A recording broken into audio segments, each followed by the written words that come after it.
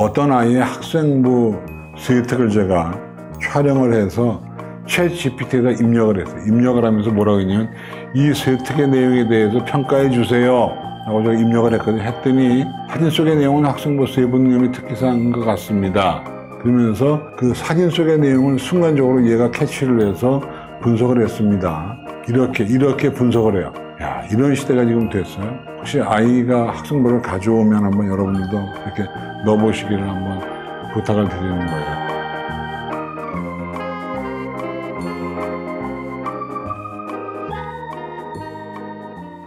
예비고일에게 다가올 입시 현실, 그래서 이런 것들이 학점제, 제가 중요하지 않다고 얘기했습니다. 내신, 성취평가, 상대평가 혼용하고 있고, 이것이 우리 아이들에게 다가올 입시 현실입니다. 그런데 의대 지원은요, 올해 고3까지는 의대 지원이 됐는데, 올해 고2부터 의대 지원이 얼마나 이루어질지는 잘 모르죠. 이건 불투명하다고 생각이 됩니다. 불투명하다. 왜냐면 의협하고 정부하고 갈등이 있어서. 그 다음에 넘어갈게요. 서울대 동양. 이거 여러분 보시면 알겠지만, 수능 시험의 비중을 약화시킵니다. 그리고 나서 내신과 면접의 비중을 올리는 거예요. 지금 나오는 것처럼, 안 나오네요. 예, 여기 지금 나오는 것처럼 수능은요, 등급제를 시행합니다. 그러니까 동일한 등급은 동일한 수능 점수를 주기 때문에 서울대학은 수능의 비중 약화, 수능 체제도 없어지니까 그 다음에 내신 비중 강화, 그리고 면접 비중의 강화가 됩니다. 근데 내신 같은 경우도 과목 특성, 수강 인원, 규모, 원적 이런 것 다 보잖아요. 그러니까 그냥 간단하게 머릿속으로 그것만 집어넣어요. 우리 서울대 갈 건데 서울대인 경우는 간단하다. 뭐가 간단합니까? 수능 비중은 약화, 그 다음에 내신 비중 강화, 그리고 나서 면접 비중 초강화, 이렇게 보시면 된다라고 생각이 됩니다. 지금 학생부의 평가인데 요거는요, 그동안 주어들은 사정관들의 이야기를 정리한 겁니다. 참고하시는데 보십시오. 이건 이제 대입제도가 바뀔 때 대학들이 어떤 스탠스를 취할 거냐에 대한 얘기.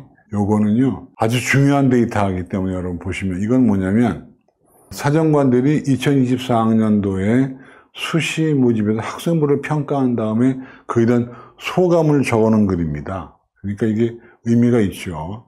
학생은 변별이 어려웠다. 학생부가 상향 평준화되고 있다. 이런 내용. 그 다음에 전형자료의 축소로 숫자가 영향력이 커졌다. 그러니까 내신 등급의 위력이 커졌다는 얘기입니다. 그 다음에 학종의 위기, 학교 활동이 위축이 되면서 성적만 남았다. 그 다음에 권장 과목이 중요하다는 얘기가 있고, 무엇보다도 학생의 진로와 적성, 주도성이 중요하고, 점점 학교가 교육과정이 다양해지고 있다. 일반고, 특목고 할 것 없이 교육과정이 굉장히 다양해지고 있다. 그 다음에 독서활동이 없어지면서 수의특에다가 또는 창체에다가 독서를 집어넣는 친구들이 많았다. 그런 얘기입니다. 그 다음에 학생부 내에서 서로 어긋나는 거. 앞에는 잘한다, 뒤에는 못한다.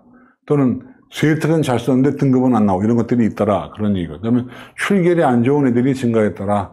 아마 코로나 때문에 그런 것 같습니다. 그러면 보시면 일반고에서 심화 과목을 듣는 게 유리하냐 불리하냐에 대한 답이 바로 여기 있습니다.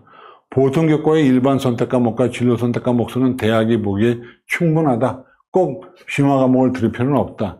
학생의 진로와 적성, 흥미에 따른 다양한 과목들이 반드시 전문교과 심화 과목일 필요는 없다라고 사정관들이 얘기하고 있습니다. 고교 교육 환경을 반영해서 일반고는 보통교과의 일반 선택 과목과 진로 선택 과목을 충실하게 이수하면 된다. 꼭 일반고에서 심화 과목을 이수할 필요는 없다라고 얘기하고 있네요. 그렇죠?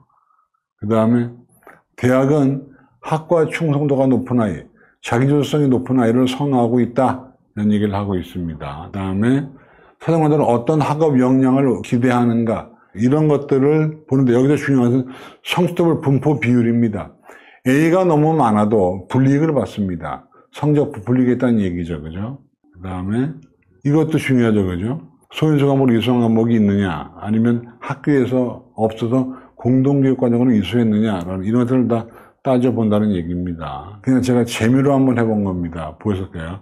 어떤 아이의 학생부 스웨트를 제가 촬영을 해서 챗GPT에다 입력을 했어요. 입력을 하면서 뭐라고 했냐면 이 스웨트의 내용에 대해서 평가해 주세요 라고 제가 입력을 했거든요. 했더니 챗GPT가 뭐라고 답했냐면 이렇게 얘기합니다. 사진 속의 내용은 학생부 세부능력의 특기사항인 것 같습니다. 그러면서 그 사진 속의 내용을 순간적으로 얘가 캐치를 해서 분석을 했습니다. 이렇게 분석을 해요. 예를 들면 구체성, 세부성 이런 거 좋다. 그 대신 이런 내용을 보완했으면 좋겠다고 챗GPT가 우리 아이의 세특을 분석합니다. 그리고 나서 이렇게 얘기합니다. 전체적으로 잘 작성된 세특으로 보입니다. 이렇게 얘기를 하고 있어서 제가 뭐라고 말했냐면 추가 개선점을 반영해서 다시 작성해 주세요 라고 제가 챗GPT에게 프롬프트를 입력했더니 네 하고 이제 작성을 새로 얘가 했습니다. 물론 글자 수는 조정을 해줘야 되겠죠. 야, 이런 시대가 지금 됐어요. 그러니까 여러분들 한번 혹시 아이가 학생부를 가져오면 한번 여러분들도 이렇게 넣어보시기를 한번 부탁을 드리는 거예요. 이건 제미나이라는 챗GPT와 제가 얘기를 하는 것이고요. 무섭지 않습니까? 21일 법칙이라는 게 있습니다. 아시겠지만 이것은 뭐냐면 21일 동안 어떤 것을 쭉 실행을 하면 그것이 습관이 된다. 그러니까 21일 동안 37, 20일, 3주입니다. 3주 동안에 우리가 뭔가를 열심히 꾸준히 하면 결과적으로 그것이 몸의 습관처럼 배기 때문에 의식하지 않아도 습관처럼 행동을 한다는 얘기는 이게 보통 그 존 그라인더 교수의 어떤 연구 결과인데요. 그래서 여러분 21일 동안 뭔가를 하면 몸에 밴다 그 얘기입니다. 기억하시고요. 그 다음에 요거는 어떻게 공부하냐는 건데 꼼꼼하게 교과서를 읽어봐라. 수업에 열심히 듣고 키워드를 찾아가지고 그 어떤 본문을 구조화한 다음에 이해가 안 되는 내용은 찾아서 점검을 하고 마지막에 다른 사람에게 설명하는. 그래서 이제 우리가 안다 모른다를 정의할 때 안다고 하는 것은 다른 사람에게 설명할 수 있으면 그것은 아는 것이고요. 다른 사람에게 설명할 수 없으면 모르는 겁니다. 그 내용 기억하시고 그 다음에 이렇게 해야 한다. 규칙으로 자고 일어나라. 그래야만이 성장해서 면역에도 도움이 된다. 물론 우리가 다 아는 사실이지만 실천을 못하니까 문제가 되겠죠. 그죠? 그 다음에 10시 이후에는 디지털기기를 잠재워라. 10시 이후에 휴대폰 같은 걸 보는 것은 바람직하지 않다. 자극적인 음료를 피하라. 자극적인 음료가 맛은 있습니다만 이것은 밤에 먹으면 숙면을 방해한다는 거고 그 다음에 긍정적인 사고방식을 가져야만이 뭔가 긍정적인 결과를 얻을 수 있다는 것. 그 다음에 충분한 수면 얘기했고 하루에 3끼를 꼬박 잘 챙겨 먹어야 한다. 그래야만이 공부를 잘할 수 있다. 그 얘기고요. 한 번에 한 가지만, 뭐 여러 가지 필요 없습니다. 하루에 한 가지만 했으면 좋겠다는 것이고 그 다음에 핵심 내용을 기록하는 것이 중요하고 공부할 때는 휴대폰 게임기는 눈에 보이지 않게 치워둬라. 그런 얘기입니다.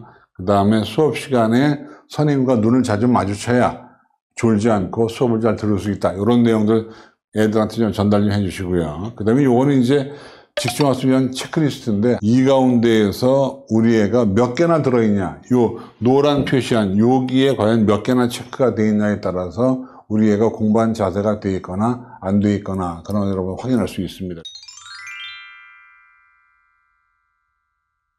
한 장에 찍어 놓으시고요. 그래서 노란 쪽에 들어간 것이 11개에서 13개 정도면 최적의 공부 환경이다 라고 하는 것이고 7개 이하면 공부에 방해되는 요소가 많으니까 공부에 방해되는 요소를 찾아가지고 없애버리는 것이 자녀를 위해서 좋다. 그런 얘기입니다. 기억하시고요. 넘어갑니다. 그래서 그 다음에 이제 선행학습 얘기까지 하고 선행학습은 시키면 좋으냐 안 좋으냐 얘기를 많이 하지만 선행학습의 경우는 능력이 되면 시키는 게 좋습니다. 능력이 안 되면 복습이 더 나은 거고요. 그래서 선행학습은 능력이 되면 시켜줘야만이 좋다. 아니면 애가 좀 지루해 하고 어려움이 있다. 그런 얘기를 말씀을 드립니다. 수고 많으셨고요. 이제 저는 여기에서 떠나가 보도록 하겠습니다. 떠나갑니다. 요거 가져가셔야 돼요.